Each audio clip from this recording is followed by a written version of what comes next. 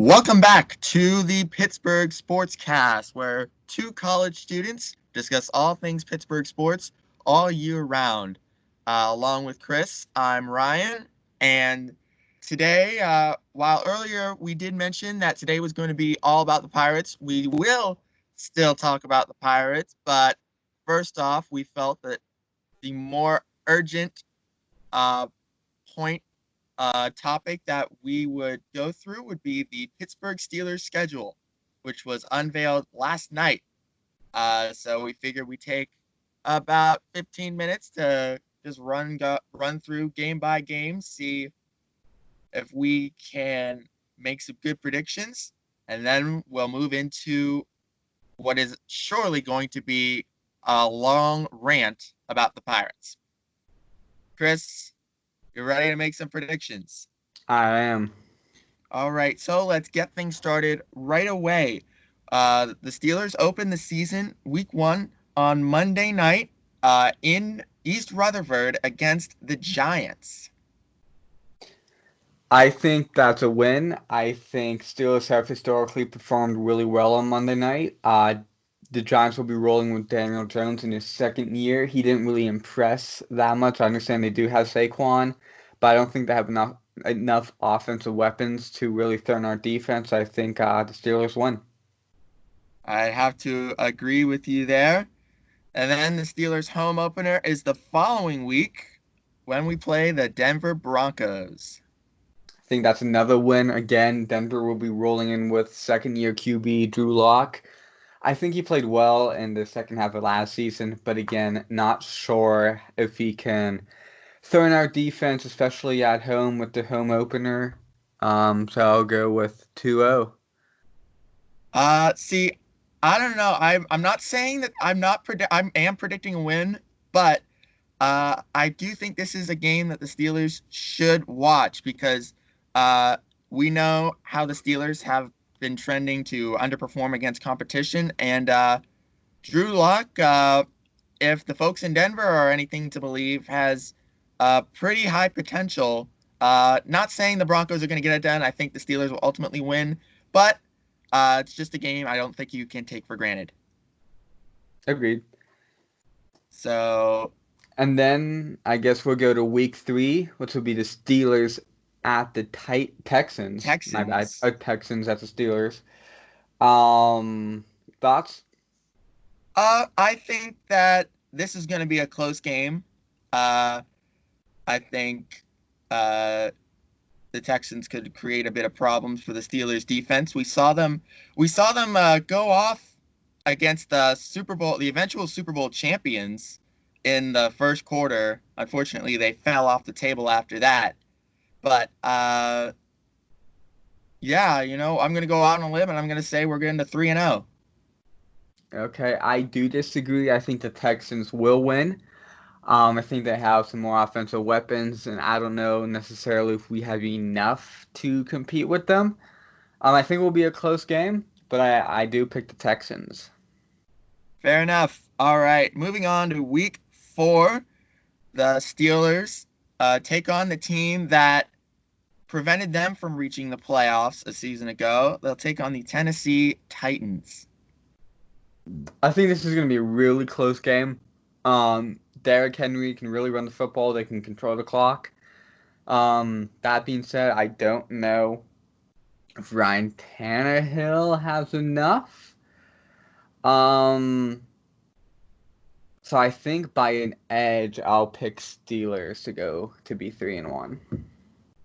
See, I think the Titans will come out on top. I think they will be the Steelers' first slip up of the season. Ryan Tannehill looked phenomenal with the team last year. If he can keep that up, and I think he will, I think Tennessee's got the edge over Pittsburgh. Okay, then we go to week 5, where it is the Philadelphia Eagles coming to the Heinz Field to face the Pittsburgh Steelers. Thoughts? Yeah, I think the Steelers will come out on top again.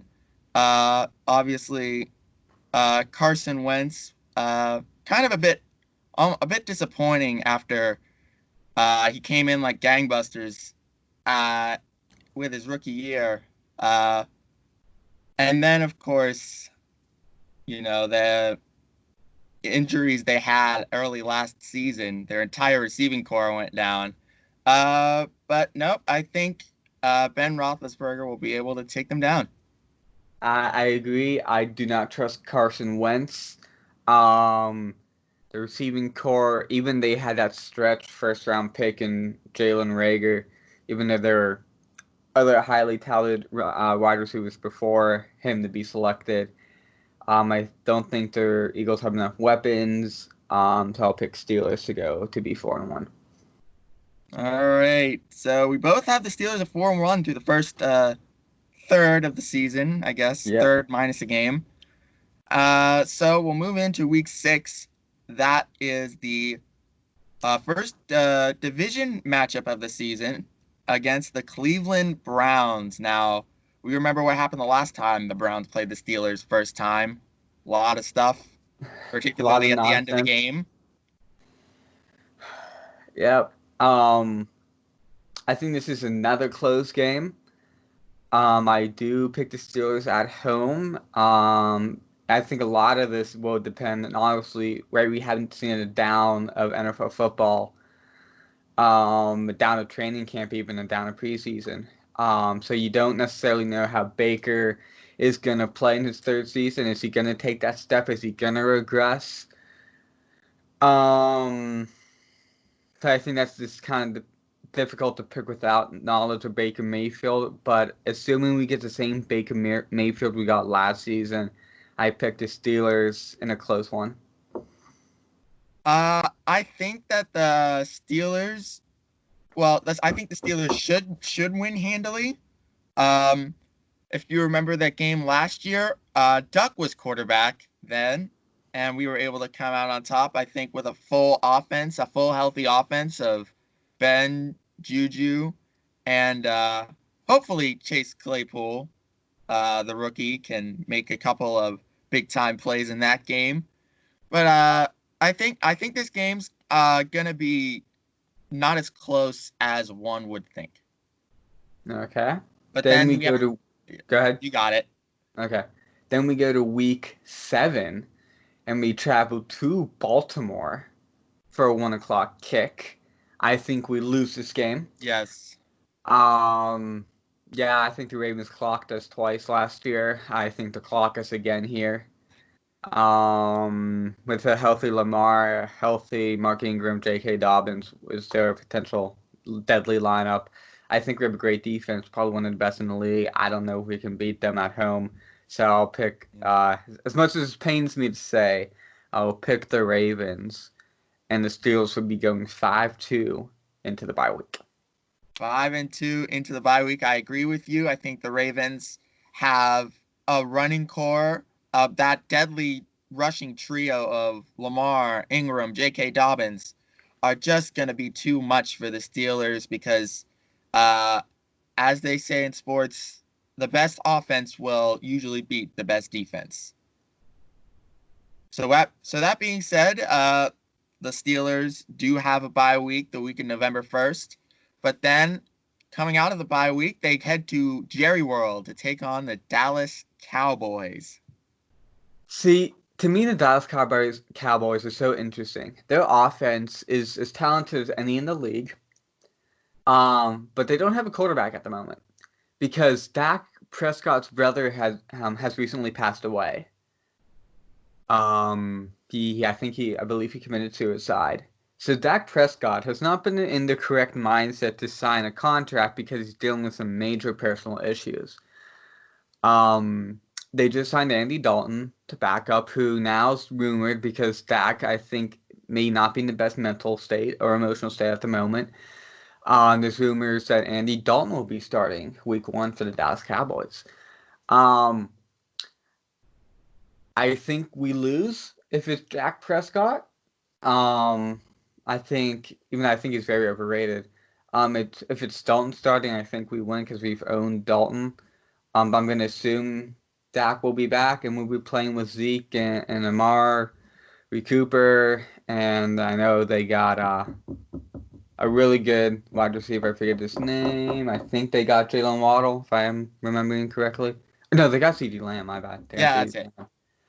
Lamb. So I'll pick the Cowboys. Steelers will be 5-3.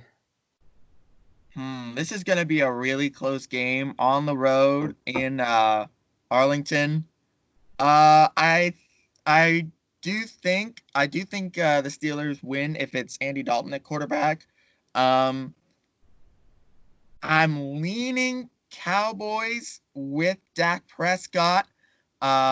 I do think the Steelers defense will be able. I think the Steelers defense will be able to relatively contain him.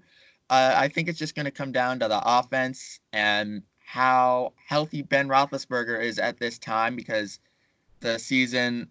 I mean, he will have come off a bye week, but it'll come off of two emotionally draining division games. So hopefully the fatigue does not set in. But I think, Then, good. yeah, I think if everyone's healthy on both ends, I think Dallas, but just barely. And also a note, we are assuming taking these games, assuming the Steelers are healthy.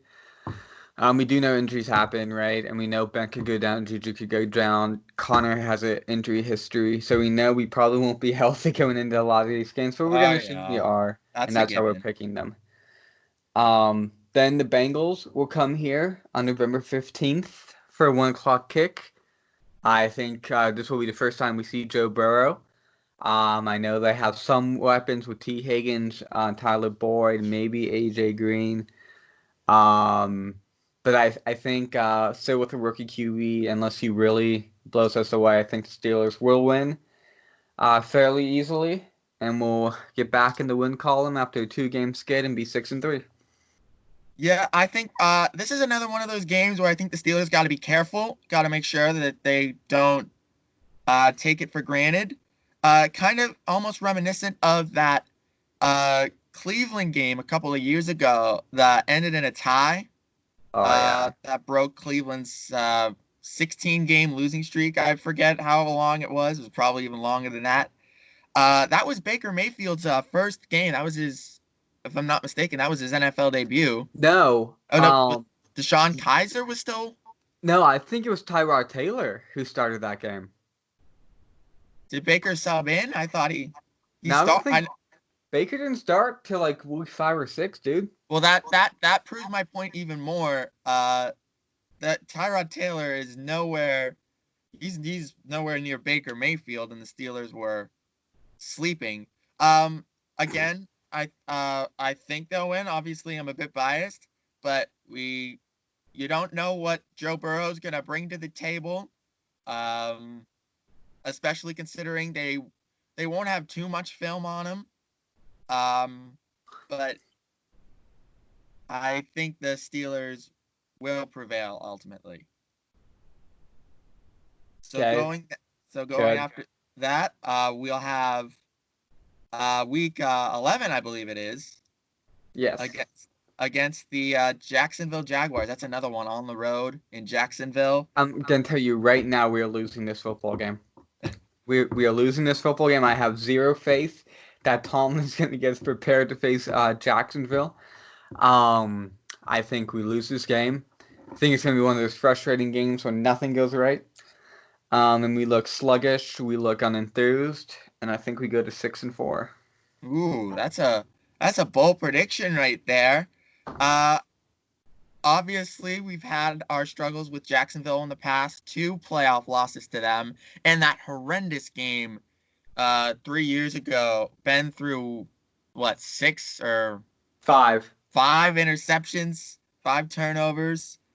I think the Steelers will be motivated. I don't believe they played Jacksonville since that frustrating loss in the playoffs. You would be correct. We have not. I think they'll be hungry. I think they'll be waiting. I think they'll be prepared, and I think they'll win. Okay, cool, cool. All Then right. we go to So, Thanksgiving Day, oh yes, and that's right. Eat your Thanksgiving turkey. Day, an 8:20 kick. Baltimore comes to Heinz Field. Yeah, this is bringing back memories of that Jacoby Jones, Mike Tomlin incident. that happened. I do believe that was on Thanksgiving as well. I think you are right with that. Yes.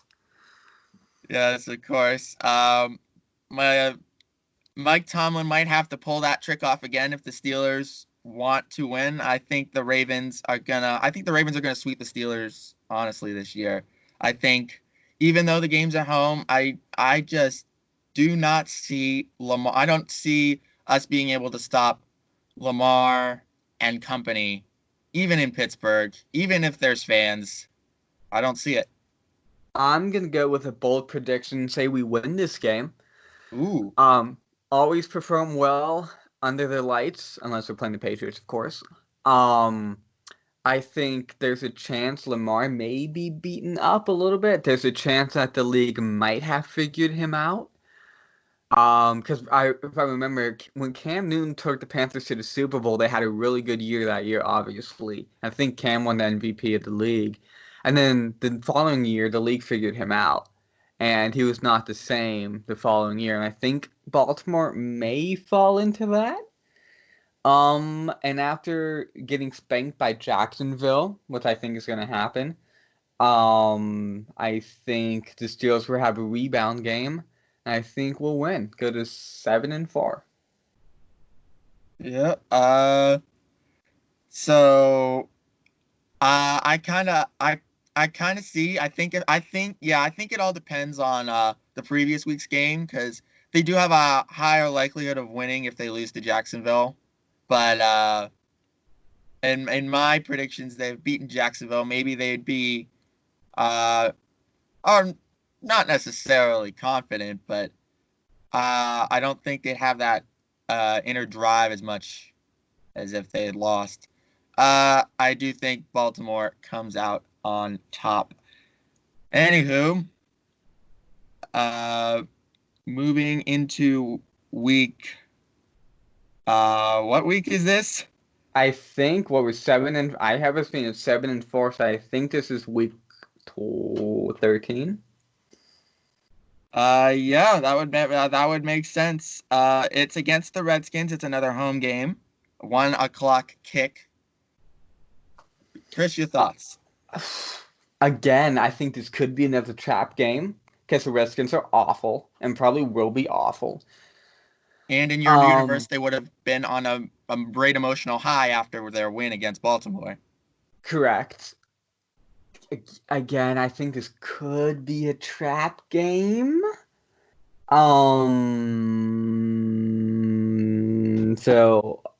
But I'll go with my gut and say we find a way to beat Dwayne Haskins and the Skins and go to 8-4. Yeah, I'd have to agree. I have to agree with you there. Given that the Steelers lose in my predictions to Baltimore, I don't see them falling into a trap. I see them beating Washington by at least 2 possessions. Okay. Then we go to Sunday night. We have a Sunday night kick, 8:20. On NBC most likely. Beat the Steelers and the Bills. Some thoughts, Ryan. I think this game's going to come down to how well the Steelers can deal with cold and particularly snowy environment because this is Buffalo in the midst of December, and I know Pittsburgh can get uh, pretty bad around this time, but Buffalo is practically Canada with how cold and particularly how snowy it is. It could be a rough game, it could be a low scoring game, um, and it all comes down to which defense falter or which offense can break through just one more time than the other. This is probably going to be around less than 30 points combined, I would think. And I think Buffalo has the advantage. I'm giving the edge to Buffalo. I would agree. I think Buffalo wins this game. I think Buffalo has great defense. They have a competent offense. Got some more weapons for Josh Allen. I think it's a tough place to play in Buffalo. Buffalo has clearly improved. So I will go roll with you and say Buffalo will take that one. Next week, no, then we go to Monday night. So we have back-to-back night games. We go to Cincinnati for Monday Night Football, 8:15 kick. Who do you see winning? Uh, I think I think the Steelers. I think the Steelers win. I think especially more handily than the first game, which especially if they fall in, especially if that's a trap game.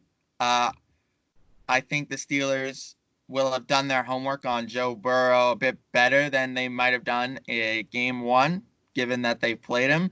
I think he'll be figured out relatively easily by uh, our coaching staff, and I think we should win probably something like 27-14. Yeah, I agree. I think we win this one. I doubt the Bengals have any fans that come anyway, whether COVID-19 exists or not. These Bengals fans don't show up for their football games. Well, no, it'll probably be sold out, but they'll end up playing Renegade because there's so many people there for us. Yeah, yeah. So I think the Steelers win. I think they win fairly handily, 9-5.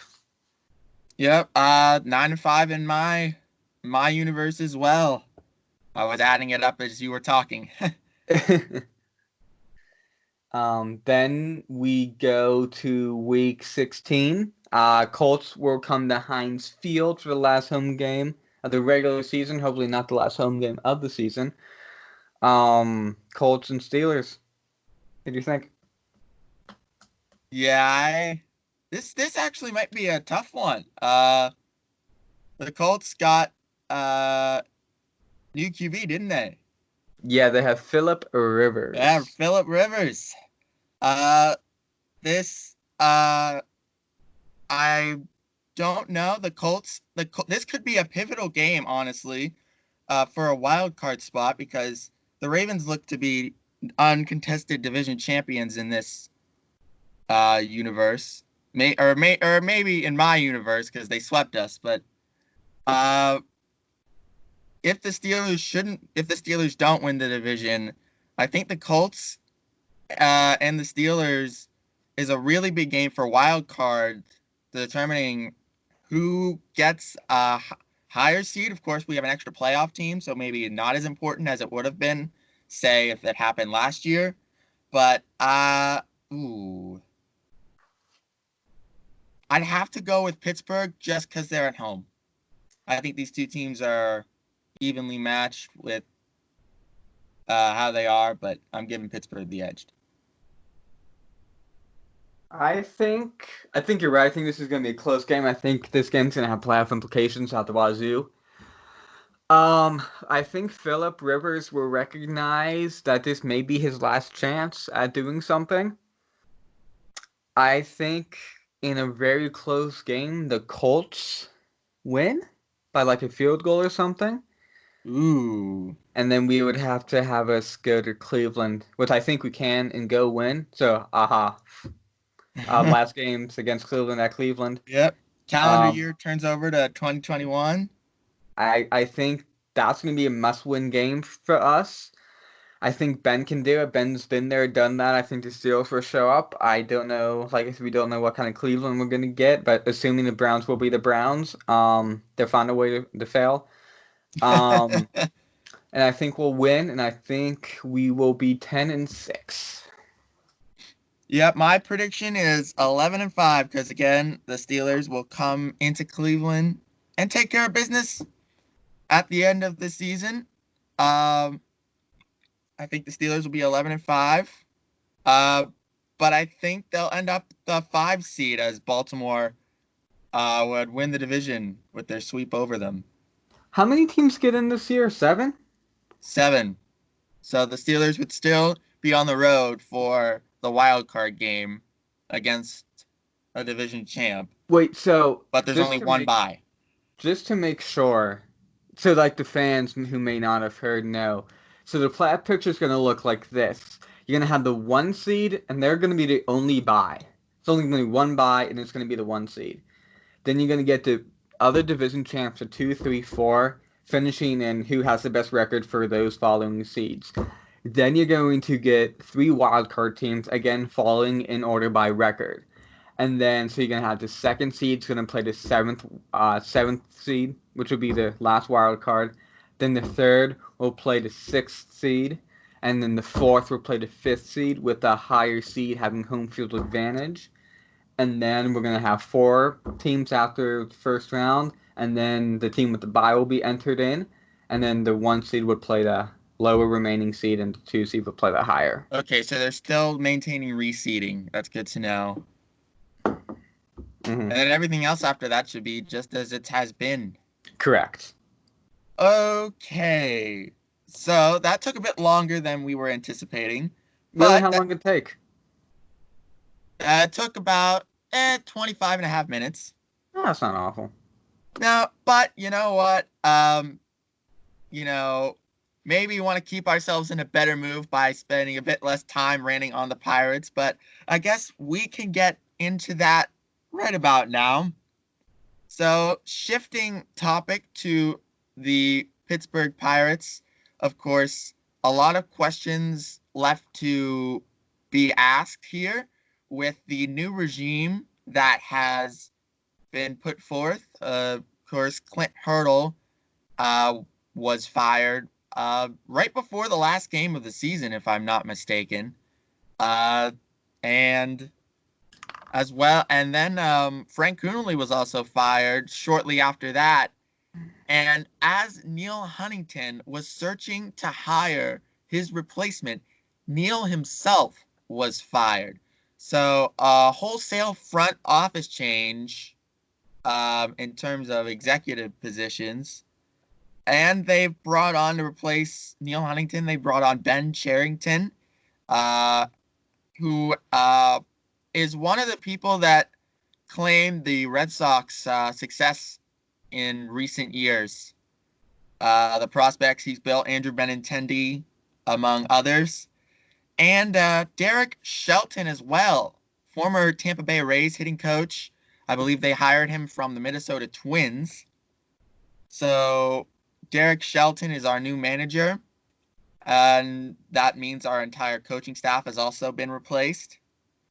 Um, Chris, how much do you think this is going to impact the Pirates? Of course, the owner remains the same, so for many this means nothing. But what do you think? Do you think there's any potential that things could change? Um, okay, I think just gonna put a note out here. I think you kind of touched upon it before, but this is where we rant. So I'm gonna rant now. No, Here we go.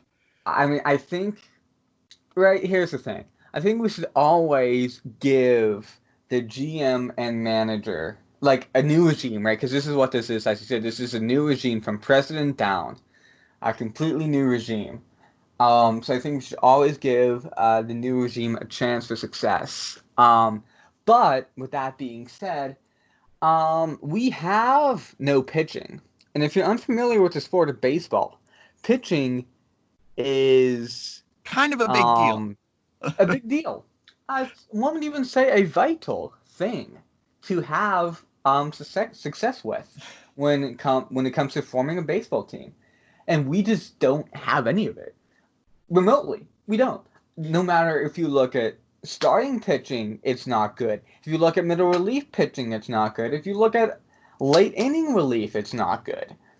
And we've done nothing in free agency to help that. And our pitching was historically bad last season, and it may get worse. Yeah, Because I know. our I best pitcher is now in prison because he Yes, decided it'd be a good idea to become a pedophile. So the only gotta bright love spot Felipe we had Vasquez. Eh? is in prison. So I do not see how this goes well. Not to mention, with again, this is only rumors, so this is not being official by any stretch of the imagination. But remember, they're thinking about they being Major League Baseball is thinking about going only into 3 divisions. So the East, the Central, and the West.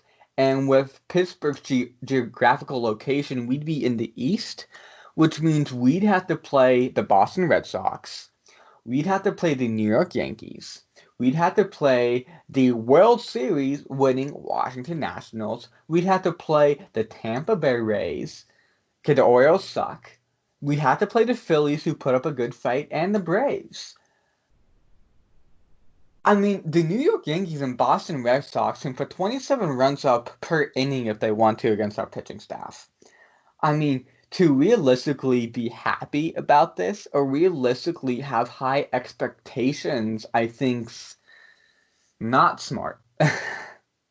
I honestly, I think the Pirates didn't. I don't think the Pirates did enough to commit to a rebuild. I don't see any success happening in the next 3 to 4 years.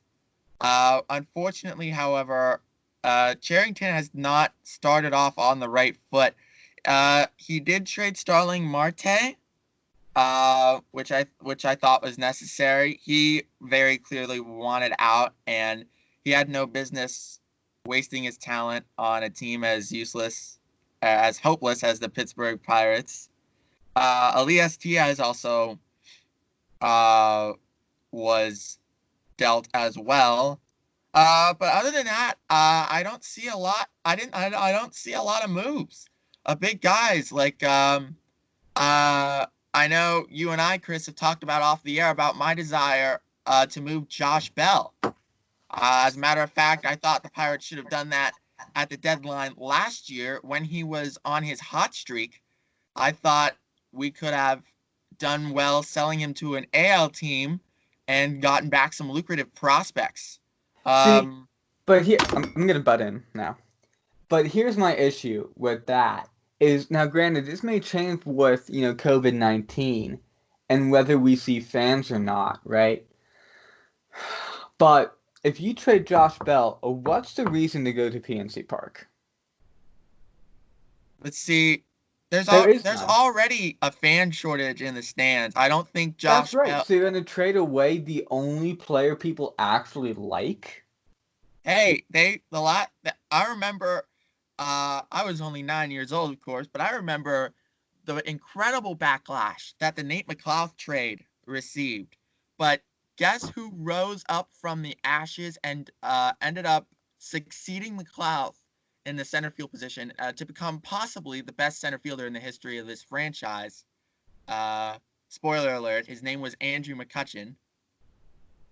He ended up winning an MVP, of course, and making the city care about baseball again. But my point is, yes, uh, you might be trading away your best player now, but who knows what it could lead to in the future, even 4 years down the line, which was the case with the McLouth trade. See, this is why baseball frustrates me, right? Is because if we look at other sports, let's just take the NHL for example. Okay, our first round pick years ago was a man by the name of Sidney Crosby. May have And heard of him. may have heard of him. And next year's first round pick was a guy you might have heard of him too, named Evgeny Malkin. The year before, before Crosby, you had again another player you might have heard of in Marc-Andre Fleury. Right? You have 3 first round picks. Granted, they were high first round picks, but 3 first round picks who could make immediate impacts. Fleury, when he was called up, immediate impact. Sidney Crosby, Geno Malkin, never spent any time in the minors. They just both went into the league. But baseball, you don't do that. It takes, because you have to remember, when you're talking rebuild for baseball, you're talking at least half a decade. Oh yeah, definitely. Look at how long the Astros were just stuck at the basement of the National League Right. Central. It was And ugly. it was ugly. And then when they went to the AL West, they got stuck at the bottom there too. And remember, how many years did it take for us to rebuild the last time we did this? Do you know? Well, I know. It 20 took 21 years. years. 21. Okay? 21. But that was a product of a lot of things. Cam But Bonifay was possibly the worst GM. But then Dave Littlefield managed to somehow lower the bar even further. but here's my point though. It took us 21 years. I can't believe that. 21 years to rebuild. What gives me faith that it's not going to take another 21? Like, I have no faith in Bob Nutting, zero. Um, yeah, I negative numbers if possible. That's how much faith I have in Bob Nutting. We're talking about trading away the best player on the team, the only player people want to watch. Because no one gives a damn about Jacob Stallings. Our pitching staff's a minor league pitching staff. Okay, maybe you have Brian Hayes you can call up and play third base. Who's your shortstop? I don't even know. Oh yeah, that new shortstop they Cole got. Tucker. Cole Tucker, but I mean he didn't really impress that much last year. Eric Gonzalez, that guy who. Eric Gonzalez, who's trash. Sorry to Eric Gonzalez, I don't know you personally, but that's not a personal attack. That's just what you see on the baseball field. It's trash. I'm sorry. Not really. I'm speaking truth. It is trash. Then you have Adam Frazier, who's halfway decent. You don't want Josh Bell, so he sucks and he just doesn't exist. So you get someone who's trash over there. Will Craig, but he's still in Double or Triple A. So he's still in Double. Yeah, he has years left. Yeah. Then you have in the outfield, you have Polanco, who's trash. You have Brian Reynolds, who had a really good rookie year, and then whoever you replace Marte with. Polanco would be in right field. Who's center field? Reynolds. Who's left? Yeah, that's where you run into your issue. This team's awful. Why do we support this team, Ryan? Yeah, let's take a look at our acquisitions right here. All right. I have the two major acquisitions that we made in free agency. We got here's Marte's replacement, Gerard Dyson. All right. Trash. He's only fast. That's his only ability. Yes. He was fast 5-6 years ago when he was with the Royals. He was a pinch runner in the World Series, and that's his only claim to fame. And that was 5 years ago. People get old. People lose step. And then, oh, wait a minute. We have a defensive first shortstop. Where have we seen this before? It's JT Riddle. And as we mentioned, yes, it's nice to have a Gold Glove caliber shortstop, but guess how much he hit last year? 189. Oh, he should be in the league. Go and play in Japan or Korea. They can't go play in the KBO.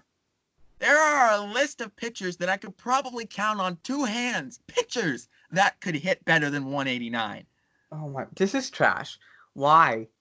Why are we so bad? We're gonna stick for another 21 years. Is what you're telling me. But the problem is we might not have that long because the lease to PNC Park expires in 2030. We have to figure something out fast, or else this team might actually be gone. First of all, who would even want the Pirates? That's the point. Bob Nutting has created such a terrible reputation for baseball in this city that no one wants to touch them. And even if they do, he has shunned them away. He has scared them all away. I remember about 10 years ago when the Penguins group, Mario, Ron Burkle, they wanted to buy the Pirates. Bob Nutting said they weren't for sale. And Mark Cuban at one point expressed interest in buying the Pirates. But since then, he has decided against buying the Pirates because of, he doesn't see Pittsburgh as a baseball city. And, I frankly, whenever Nutting or anyone else says Pittsburgh isn't a baseball city, I shut them down real quick by showing them the blackout game in 2013. They got 40,000 people. I've met how many people that were at that game live and said that when they compared it to Steelers AFC championships and Stanley Cup finals, that a Pirates game was the best atmosphere that they had ever witnessed live. So yes, this city will embrace baseball. First, a caveat there, I think, is that the Pirates hadn't been there for 21 years. The Penguins and the Steelers have been perennial champions, right? It's expected for the Penguins, especially with the Crosby and Malkin era, to compete for Stanley Cups. it's expected for the Steelers with Ben Roethlisberger and the weapons he's had with Mike Tomlin to compete for Super Bowl championships. Right? So I think, and with the Pirates failing for 2 decades, I think that was expected for people to be upset and excited because they finally got to see playoff baseball in 2 decades when realistically they get to see the Penguins and the Steelers win championships consistently. Like, let's be real. The last time the so let's do this. So when the Pirates went on their drought from like 92 to 2013, right? The Penguins had won 4 championships. No, 3. They had won 3. They had won 3 championships Well, between yeah, they between the time that the Pirates made the playoffs and then made them again. The Penguins had won 3 times. The Steelers had won twice. You know what I'm saying? So yeah. you had So, success with and the other that's organizations. see, and that's the unfortunate part. I think that uh, the owners of the Pirates, they had a bit of time where they were still able to like retain that fan base by, uh, spending some money once because for those 20 years, the state of the Pirates had driven the fans into apathy. The Pirates were this team that you knew what you were going to get every year. You knew they were going to be terrible. You knew that they were always there if you had nothing to do on a Friday night.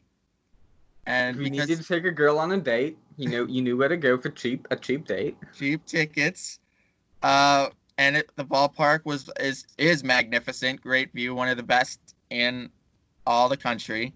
Um, but then they got good, and then people started actually having expectations, and that meant that when the Pirates started to fall back into the ways that they had done things by for those 20 years, the fans actually took notice this time instead of just not caring.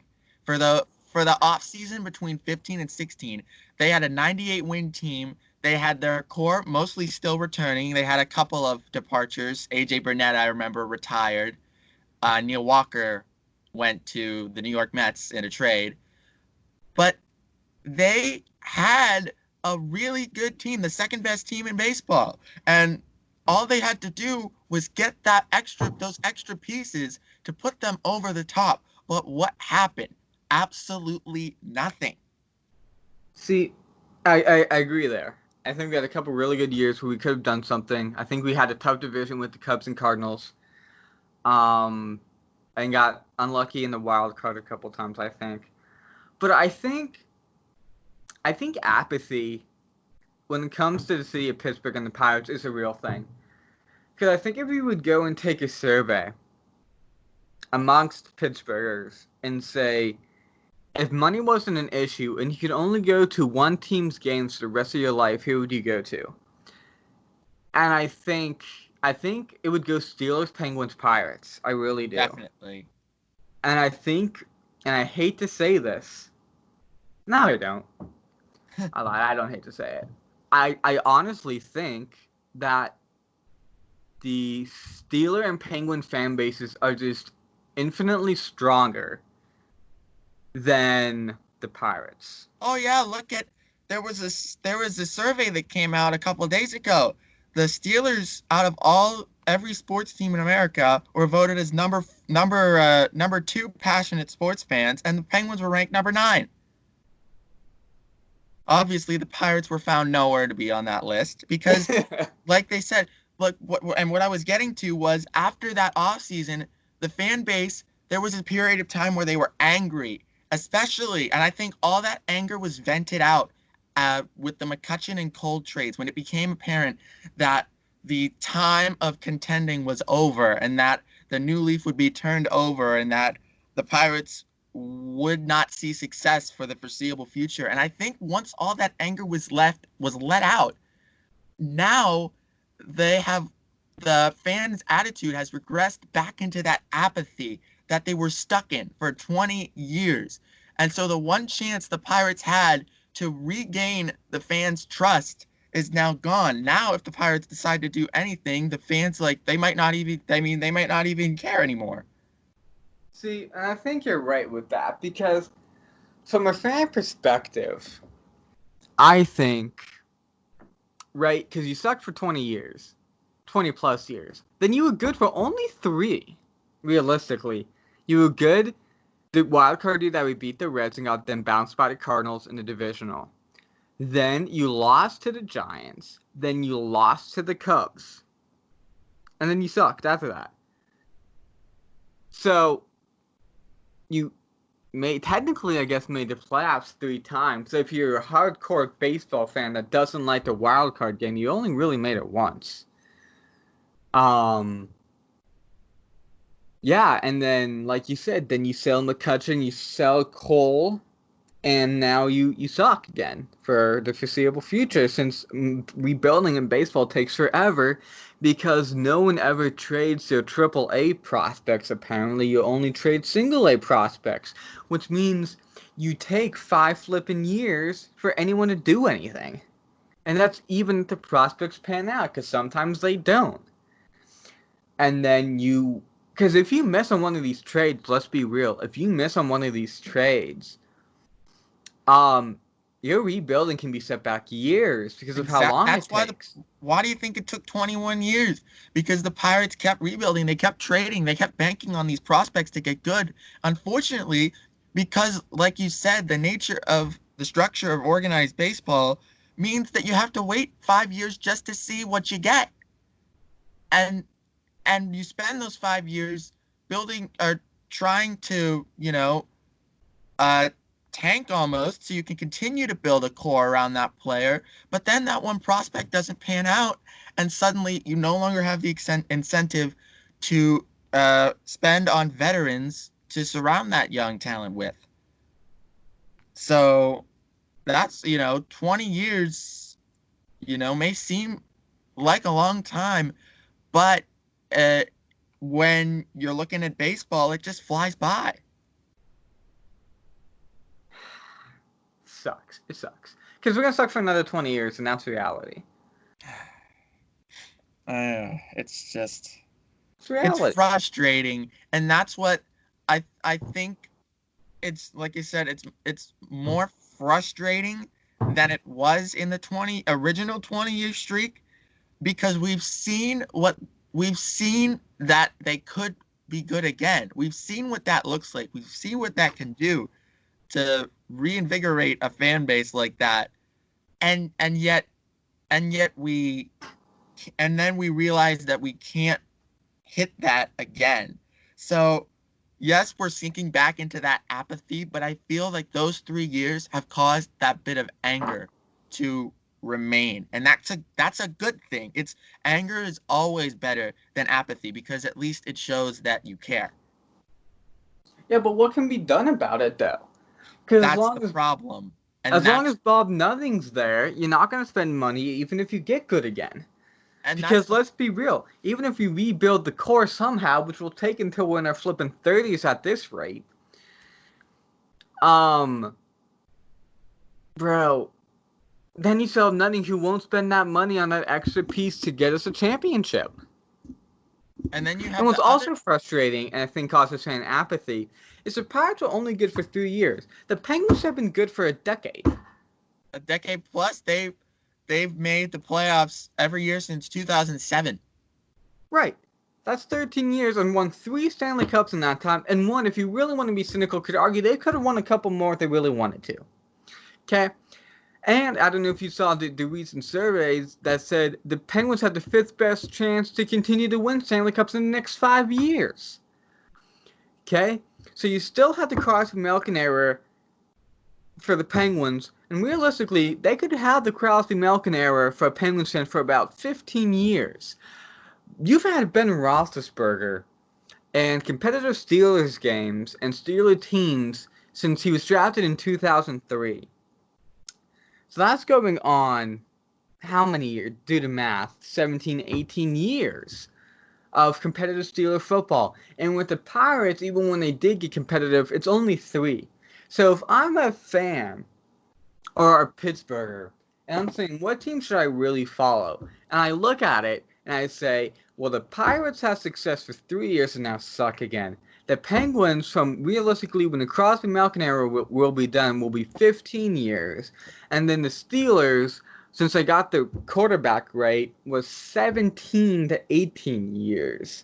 And both of those not only were they long term, Ben brought 2 Super Bowls, still may bring another.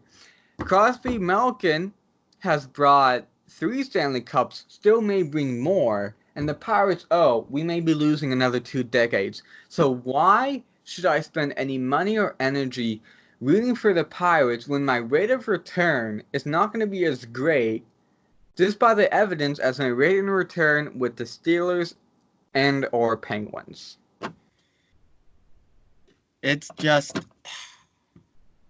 frustrating. Is not a severe enough word to describe.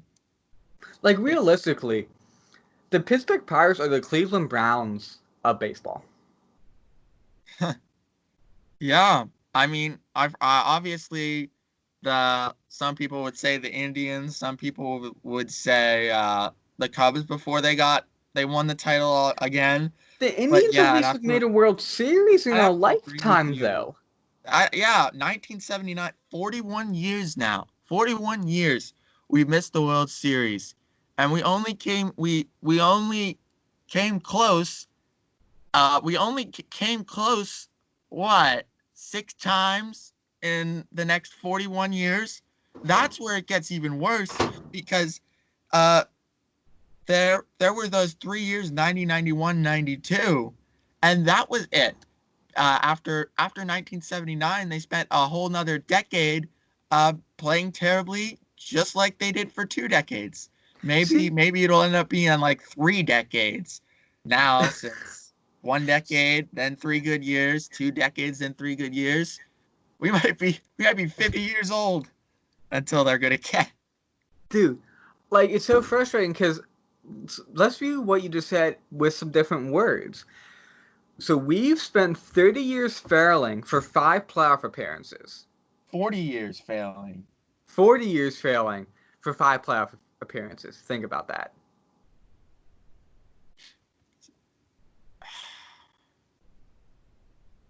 Yeah, and that's why I worry about the long-term future of the mere existence of this franchise, because when 2030 rolls around, if the Pirates haven't gotten things figured out, or a new owner or something, or nothing ever gives, I'm worried that the city of Pittsburgh will refuse that lease on PNC Park, and Nutting will be forced to move to like Montreal or someplace.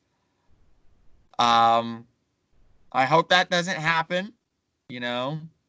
I wanna live in a future where I can take my kids to Pirates games, and you know, you know, people, yeah, the next generation can grow up with baseball the way I did. Um, and I just hope that that can happen. At the rate we're going, that's no guarantee. Yeah, at that point, you have to wonder if, what if the NBA comes calling, Dude, and at this point, dude, give me an NBA team, bro. I mean, at yeah, I least have. you can rebuild a hell of a lot faster in the NBA than you can in MLB. Plus, there's a cap. Plus, there's a cap. Plus, basketball is just fun to watch. True. Dude, dude, Pitt basketball has a better chance of winning a championship in the next decade than the Pirates do, and that's a joke. This is the same Pitt team that went a year in 2018 without winning a conference game, and they have a better chance at winning a championship with Capel and his recruiting than the flipping Pirates do. Yeah, It's a joke. it's it's frustrating. Although, going off topic for a brief moment with the NBA, yeah, Sidebar. Let's go. no, just a bit. Basketball could be successful here. I remember back in the late 2000s, during the, I guess you could call it golden age of Pitt basketball. Uh, The Pete would sell out every game, even while the every Penguins game. were playing the same night across the way. And that was in the years when the Penguins had just won their cup, or one of Yeah, their the Penguins cups. were right in the middle of that 2009, 2010 run, 2008 run. And yet the fans clamored for basketball. I think that Right. we And could see that especially, same thing here. especially, we're going to continue the sidebar now, apparently. Especially if you take a team, let's see, let's take the Phoenix Suns or Charlotte Hornets. Neither one that has a strong fan base or a lot of people who come.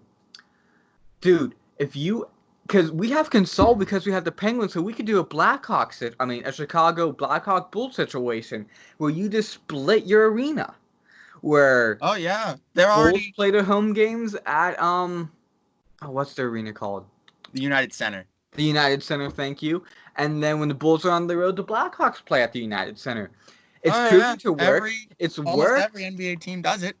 for how many decades they were in Chicago. I think they did the same thing in Minnesota, if I'm not mistaken. Oh The yeah, Timberwolves and the Wild split. yeah, So why Chicago. not, dude? Now we think about it. Flip and sell the Pirates. They suck. Sell the Pirates. Bring in the Charlotte Hornets, and then split the console or PPG with the Penguins and the Charlotte Hornets. I'd much rather watch some NBA basketball because at least you see some talent. You can see LeBron James. He'd probably be retired by that point. But you get what I'm saying. You can see some star players. Yeah. You can rebuild a hell of a lot quicker.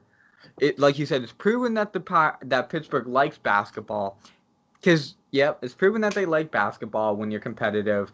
You can go and you can sell out. You can rebuild quicker. And Bob Nutting, who hates the city to begin with, who hates people, who hates everything except money, you can sell him to Montreal for all I care.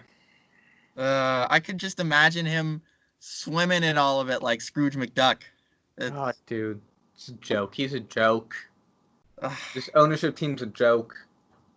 Yeah, and that's the thing. Like I have down in my notes here that the bit of optimism is that the the Pirates hopefully new pitching coaches will adapt to the StatCast era and the juiced ball era where strikeouts and home runs are at a premium rather than Ray Searage's pitch to contact philosophy, which worked well in those 3 years the Pirates were good because the ball wasn't as lively and the emphasis was on pitch counts and guys who could go 6, 7, 8 innings. So guys like Charlie Morton, the infamous ground chuck mantra that he had been given, or even after the Pirates dynasty, the Pirates 3 year period of success ended, Ivan Nova would throw 80 pitches in a complete game, um, and then obviously they were A, figured out, and B, pitching to contact is almost obsolete because there's a greater risk of that contact being long and far into the Allegheny River. Um, but looking at that, even if they maximize the analytics and maximize the launch angles and uh, rev rates and exit velocities, you still gotta have the right players to succeed.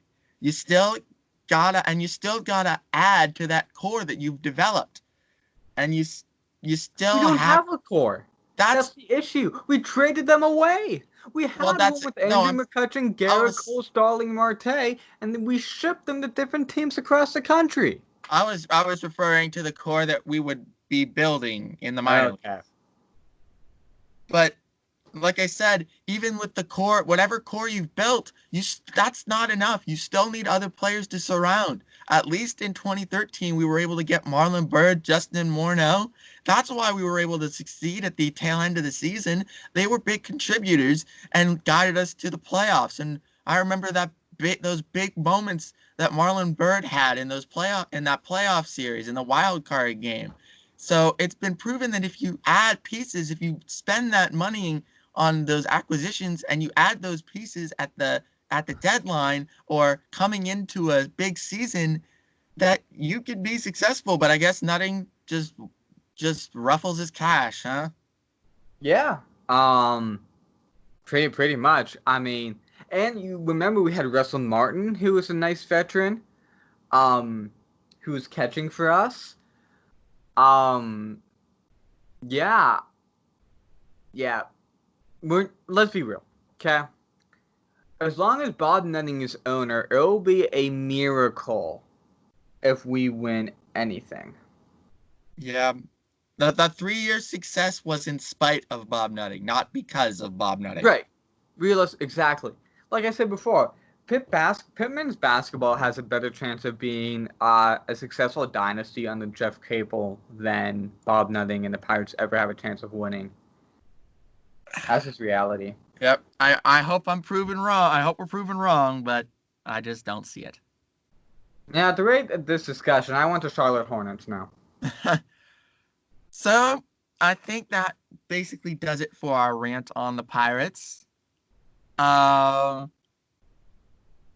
Chris, do you know of any plans for future episodes? I know we had these first three planned out, but Um, maybe a couple ideas I guess we'll discuss later, or yeah, we'll discuss later. Nothing concrete yet.